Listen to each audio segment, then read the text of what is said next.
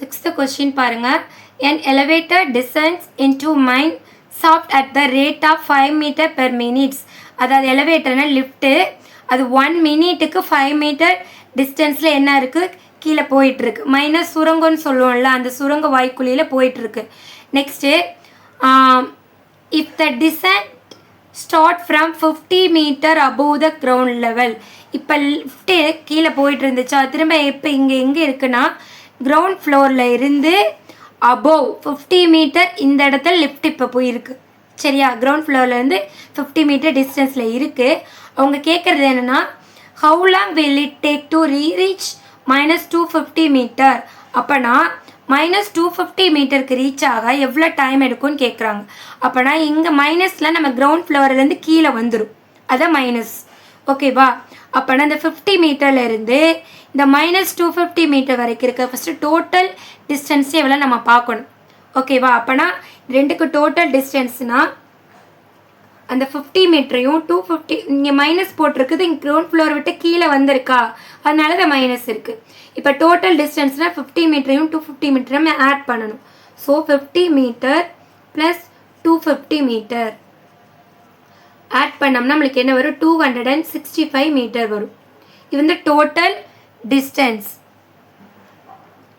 Next என்ன கொடுத்துருக்காங்கன்னா speed எப்படி 1 மினிட்டுக்கு எப்படி போயிருக்கு, 5 மீட்டர் போயிருக்கு. ஸோ ஓகேவா, அப்போ ஸ்பீடு என்ன வரும், speed equal to 5 meter per 1 minute. 1 மினிட்டுக்கு 5 மீட்டர் ஸ்பீடாக போயிட்டுருக்கு. அவங்க இப்போ என்ன கேட்குறாங்க, 265 மீட்டருக்கு எவ்வளோ டைம் எடுக்கும் அப்படின்னு சொல்லி கேட்குறாங்க. ஆல்ரெடி உங்கள் டைம் கேட்குறதுக்கு ஒரு ஃபார்முலா இருக்குது. என்ன ஃபார்முலானா time is equal to distance by speed.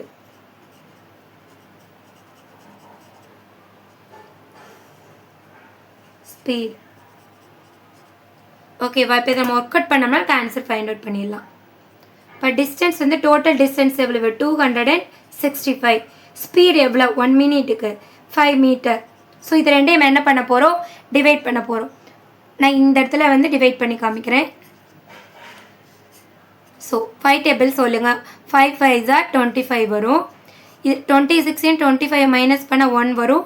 இந்த 5 கீழே கொண்டு வந்துடுங்க, 15 ஆயிரும். திரும்ப 5 டேபிள் சொன்னால் 3 டைம்ஸ் வரும், 15. ஸோ ஆன்சர் இஸ் நம்மளுக்கு என்ன வருது, 53. என்ன கொஷினில் என்ன கேட்டிருக்காங்க, மினிட்ஸில் சொல்லியிருக்காங்க. ஸோ டைம் ஹவு லாங்னா அந்த டைமில் தான் மென்ஷன் பண்ணுறாங்க. So 53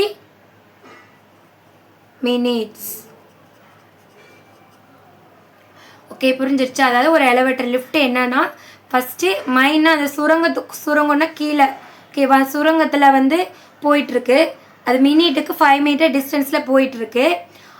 next if the distance start from 50 meter above the ground level. கிரவுண்டில் இருந்து அபோவ்னா மேலே 50 மீட்டரில் இப்போ லிஃப்ட்டு இருக்குது. அது வந்து -250 மீட்டருக்கு வர எவ்வளோ டைம் எடுத்துக்கும்னு கேட்குறாங்க. -250னா மைனஸில் வந்துச்சுன்னா கிரவுண்ட் ஃப்ளோர் விட்டு கீழே வந்துருச்சுன்னு அர்த்தம்.